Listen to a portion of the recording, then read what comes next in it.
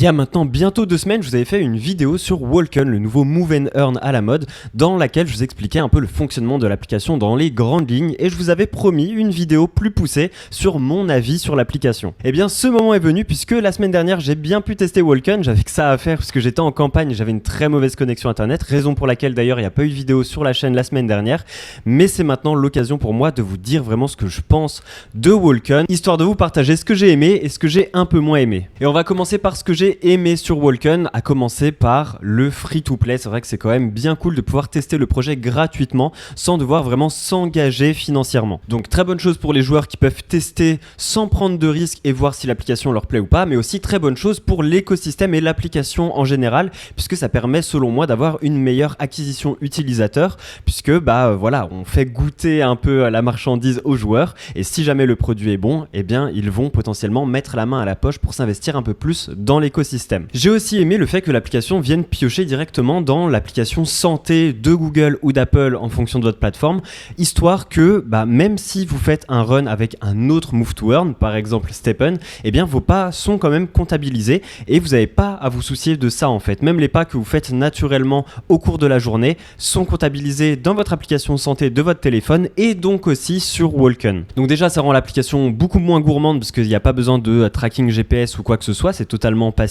Et en plus de ça, ça peut aussi prendre en compte les pas que vous faites lorsque vous courez sur un tapis roulant à la salle par exemple. Donc vraiment l'application s'intègre très facilement à votre train de vie. J'ai beaucoup aimé aussi le système de soft currency comme ils disent ça, donc c'est en fait une monnaie qui n'est pas une crypto-monnaie, qui est dans le jeu, qui est là, qu'on peut gagner dans le jeu en jouant, mais qu'on ne peut pas acheter ni revendre. Et là je parle bien évidemment des gemmes qu'on peut accumuler uniquement en marchant, il n'y a pas d'autre façon de le faire, et l'avantage à ça c'est que même quelqu'un avec un gros portefeuille ne peut pas s'acheter un NFT et le blinder de gemmes et d'upgrades pour pouvoir le faire level up, pour pouvoir le faire monter en niveau. Non, il va quand même devoir jouer au jeu, même s'il a tout l'argent du monde. Ce qui est une bonne chose selon moi, puisque ça aide vraiment à avoir des joueurs qui sont impliqués dans le jeu. Troisième chose que j'ai bien aimé, c'est le fait que le Walken, donc le token qu'on va farmer dans le jeu pour pouvoir le revendre et gagner de l'argent, eh bien une supply limitée, contrairement au SLP dans Axie Infinity qui a une supply illimitée et au GST dans Stepn qui a aussi une supply illimitée. On a vu que ces deux modèles-là menaient au même problème d'hyperinflation du token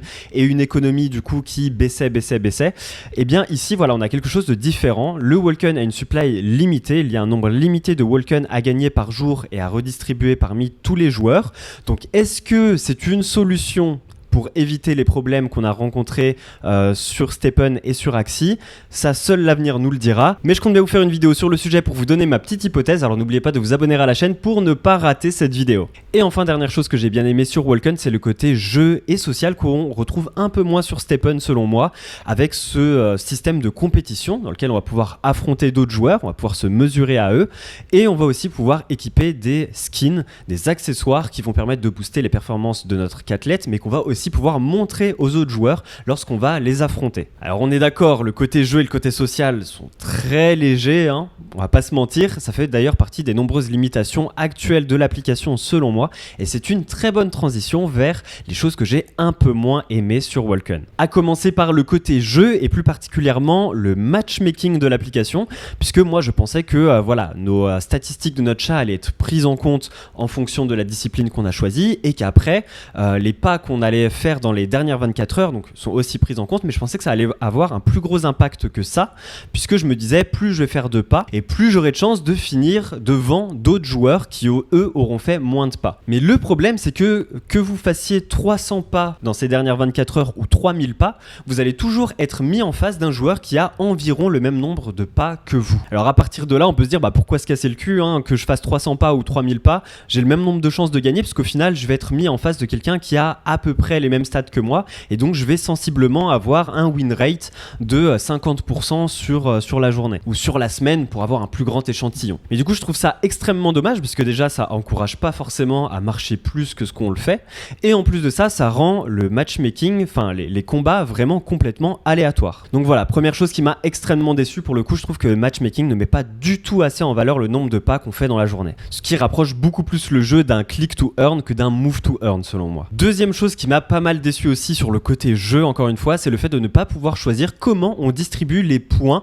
d'upgrade quand on choisit de level up notre chat. Donc quand on le fait passer un niveau, toutes les statistiques de notre chat vont gagner le même nombre de points. Et c'est encore plus ennuyant dans mon cas, puisque mon chat a les mêmes stats partout. Donc à chaque fois que je vais monter un niveau, hop, toutes les stats vont augmenter du même nombre de points, ce qui fait que mon chat va être moyen partout, dans toutes les disciplines, alors que actuellement, on le sait, vaut mieux avoir un chat spécialisé dans une discipline pour avoir plus de chances de gagner. Donc encore une fois, c'est dommage, ça rend le jeu selon moi encore moins intéressant. Et enfin, dernier point qui m'a pas mal embêté aussi, alors là c'est pas sur le jeu en lui-même, mais c'est sur le projet globalement et tout ce qu'il y a autour, c'est le manque cruel d'informations. Puisque pour trouver la total supply du token Walken, il faut trouver l'adresse du token, la rentrer sur CoinGecko par exemple pour pouvoir avoir la total supply, alors que bon, ça c'est une information qu'on s'attend normalement à trouver dans un light paper, même si ce n'est qu'un light paper, c'est quand même une information assez importante. Pareil pour la distribution du token, quand j'ai posé la question sur le Discord, on m'a envoyé un screenshot qui devait provenir probablement du pitch qu'ils ont fait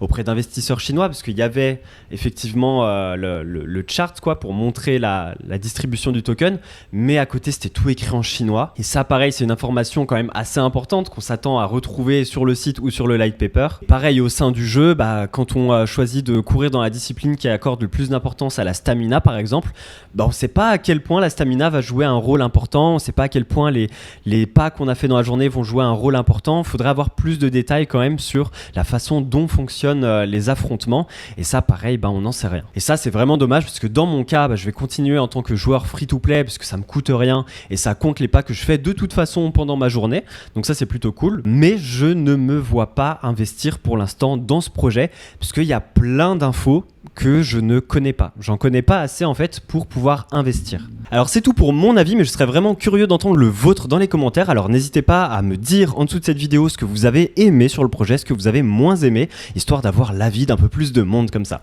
Quant à moi, je vous dis à très vite pour une nouvelle vidéo, c'était Johan, ciao.